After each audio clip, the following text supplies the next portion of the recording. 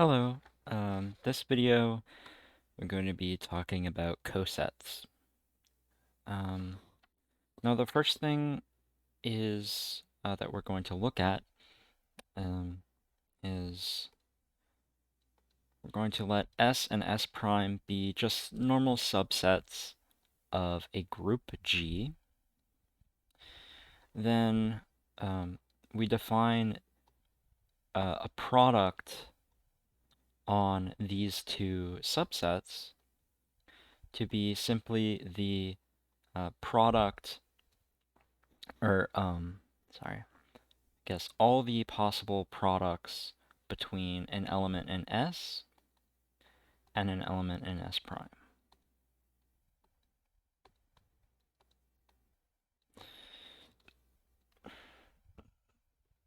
Okay, so for example,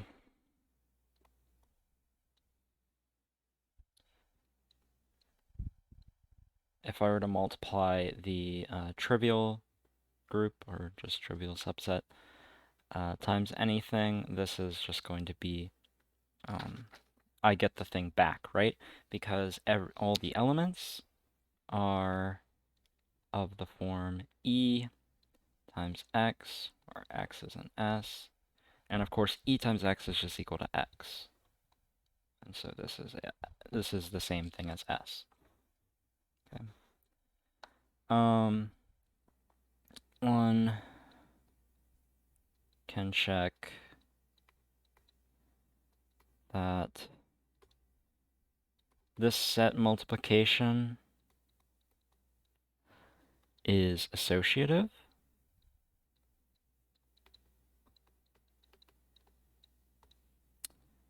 And there is a sort of distributive rule where if I take a product with a union, this is the same thing as the union of the products. Okay, so this is just set theoretic, so I'm not really going to go into the details there. Now, if H, so S and S prime here, right, this is just dealing with arbitrary subsets of a group. Now, if we look at subgroups, then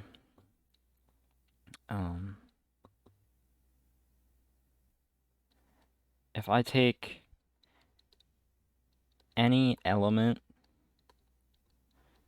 little h in the subgroup H, and I essentially just multiply through H by that element, then I'm going to get H back. The reason being,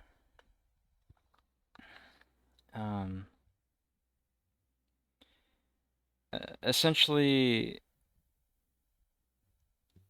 how should I phrase this?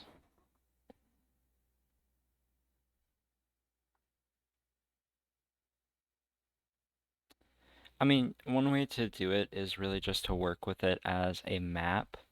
Say f from H to H, where f of x equals hx, and show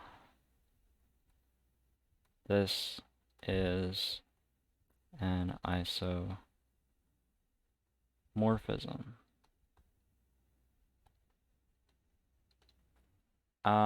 Actually, that might not be right. Yeah, that's not right.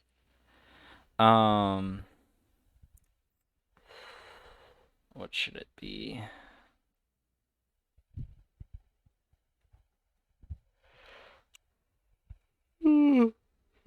Well, it will be bijective. Okay. So, for a surjection, or I guess I'll start with injective.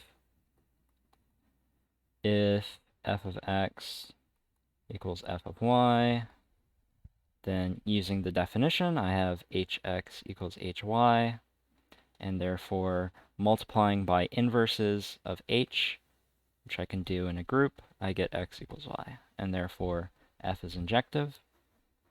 And then for a surjection, if H prime is some element in H, then H inverse H prime is in H, and F of H inverse H prime equals H inverse H prime, which equals H prime. So it's surjective.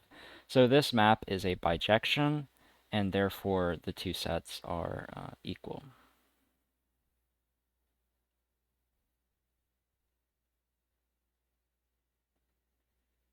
Okay. And as a sort of bigger case of this, we also have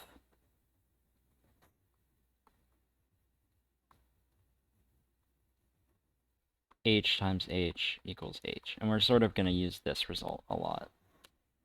And you can think of this as like, just, you can sort of restrict this.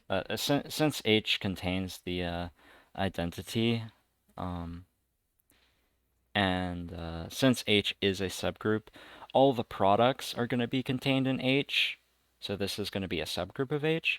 And then you're going to contain H because you have the identity. So you're going to have the identity times everything in H is going to give you everything in H. Okay, so let's define what a coset is. For any, let's stick with X. For any group element X and a subgroup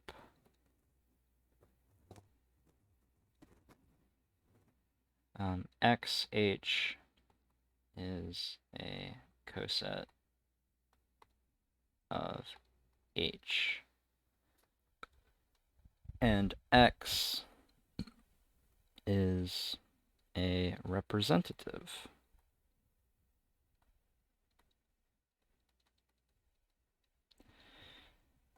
And any XH for H and H is also a representative.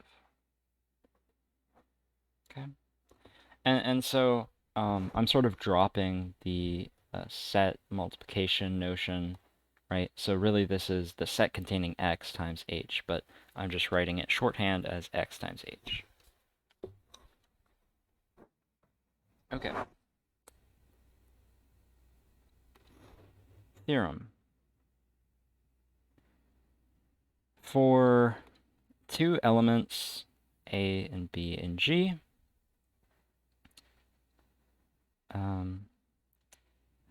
AH equals BH, or they are distinct. So any two cosets of H are either equal or distinct.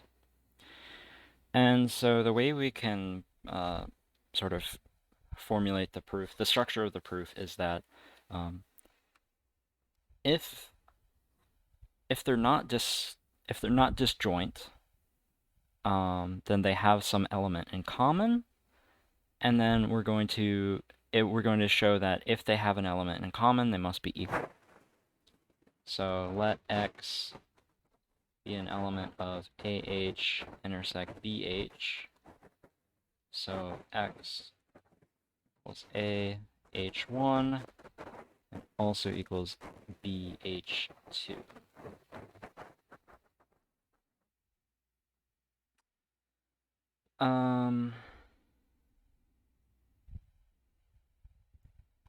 Then AH is equal to AH1H because H1 multiplying by H1 doesn't affect H, the subgroup H. We've already showed that it's the same. H equals H1H. And then I can replace AH1 by BH2, and then I have another product of the subgroup with an element, and so this is just BH. Okay. So really we don't need the X, but the idea is that if they have an element in common, then it's of the form AH1 and BH2. And so this equality here is the key step. Okay. Now, since any X in G is contained in XH,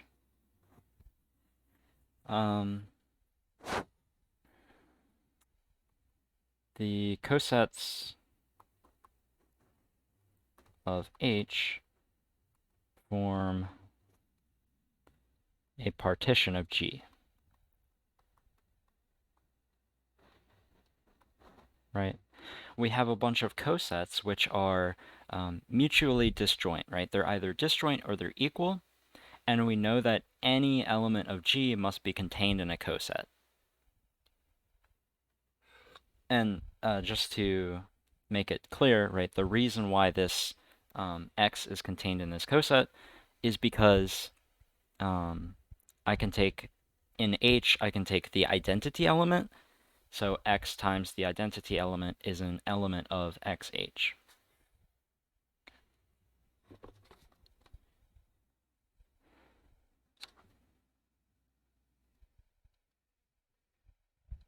Okay, so now for the next result, we're going to show that the cardinality of,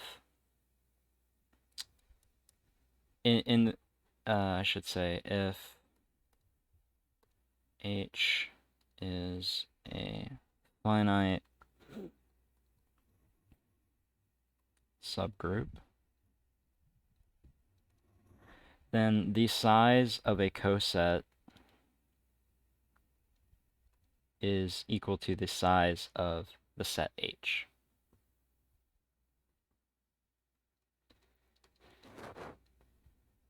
So notice that XH1 being equal to XH2 implies that H1 equals H2. Thus, if, actually, we already showed, should I say? We already showed that there is a bijection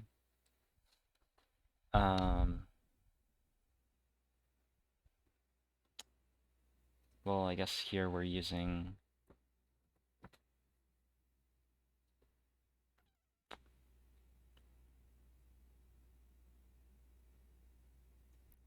this bijection proof really is the same if we replace little h here by just any group element, right?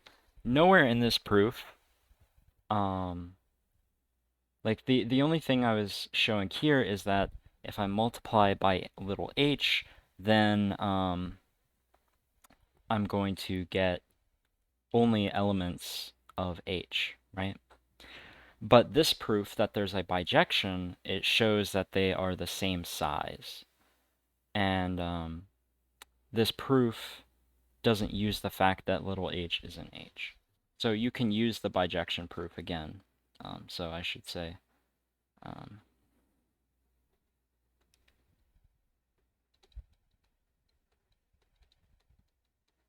h is a bijection.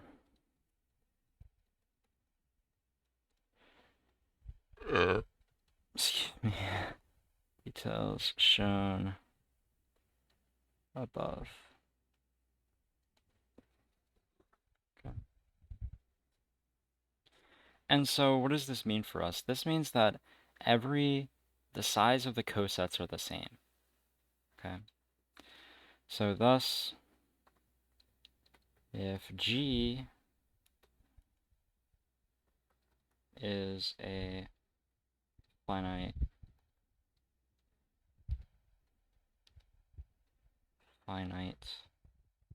group,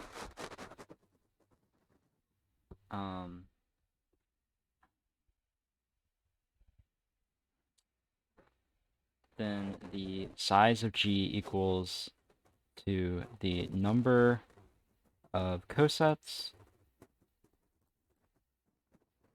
times the size of H, right? Because, again, we have a partition. So I guess I should say distinct cosets.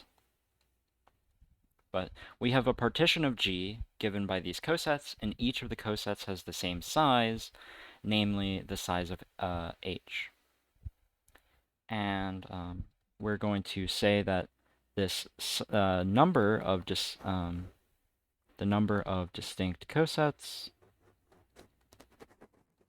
is going to be equal to, some people write it as this like G colon H, or you can write it as the size of G over H, right? And I should write this over here. G mod H equals the set of cosets of H. Right. So again, just to rewrite what I had there, we have this result. Okay. As an example, and notice that what this is saying that for any subgroup of G, if G is a finite group, the order or the size of any subgroup must divide the size of the original group, which is a pretty profound result if you think about it, right? So this has immediate connections to number theory, especially when you take into consideration sort of some special examples of groups, right? So one example is like permutation groups, which we're going to cover in a few videos. And of course, there's a lot of important examples of finite groups. But we immediately have this like sort of divisibility rule. So for example, if you know that your group has a prime number of elements, then there can only be two possible sizes for your subgroups, right? The subgroup either has size 1 or it has the size of that prime number. In which case, right, size 1 just means you have the trivial subgroup, and size of the prime number, right, which is the total size of the group, that means that your subgroup is the group. So if the size of G is prime, G has only two subgroups.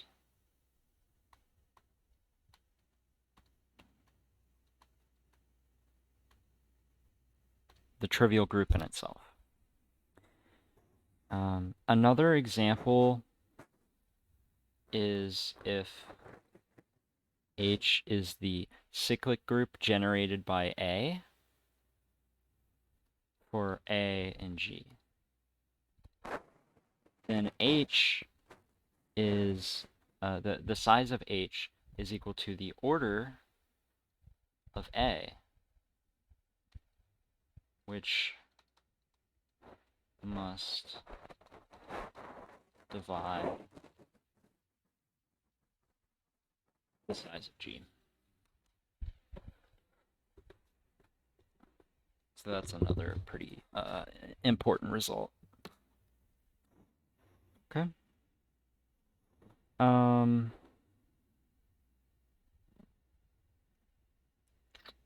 Okay, next we're going to look at what happens when you have a chain of subgroups So K is a subgroup of H, which is a subgroup of G. Then the size of G by K is equal to the product of the size of G by H and the size of H by K.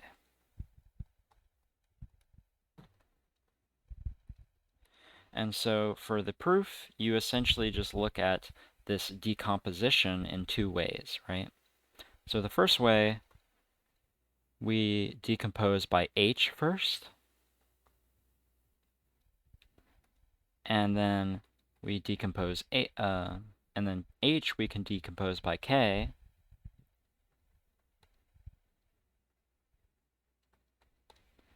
So G, the size of G is equal to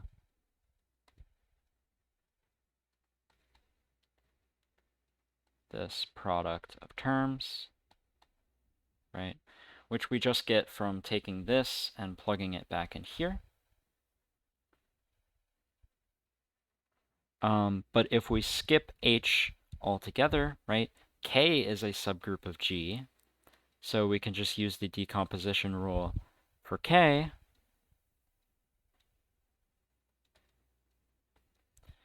And therefore, what we get is that these two quantities are equal, and they're both equal to the quotient of the size of G and the size of K. Okay. All right. And now one last result for this video. We're going to let F from G to G prime be a group homomorphism with H equal to the kernel of F and A prime equal to F of A. Right, so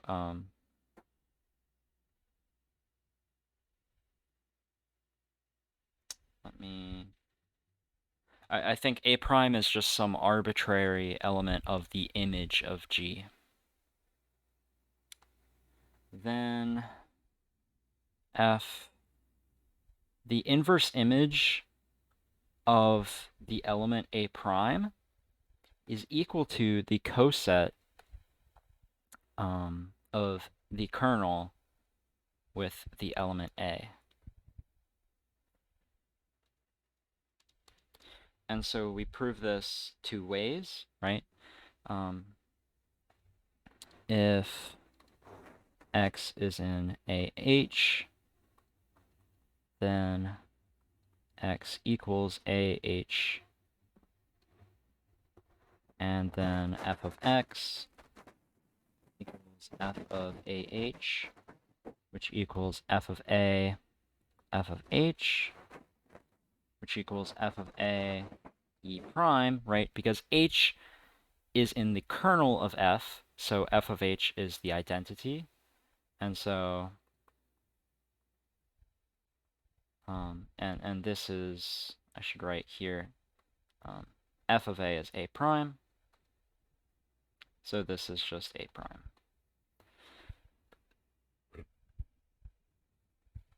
And so this shows that X is in the inverse image of A prime. And then in the other direction,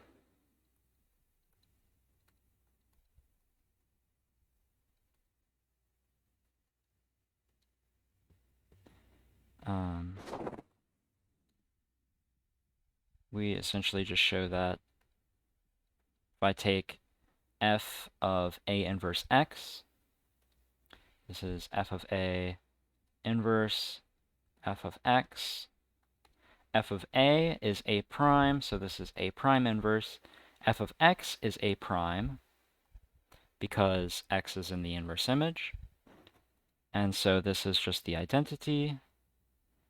And so this shows that A inverse X is in H, right? So X is in AH. Okay, so this is just a classic showing two sets are equal by showing that they're subsets of each other. Okay. Now that's all for this video.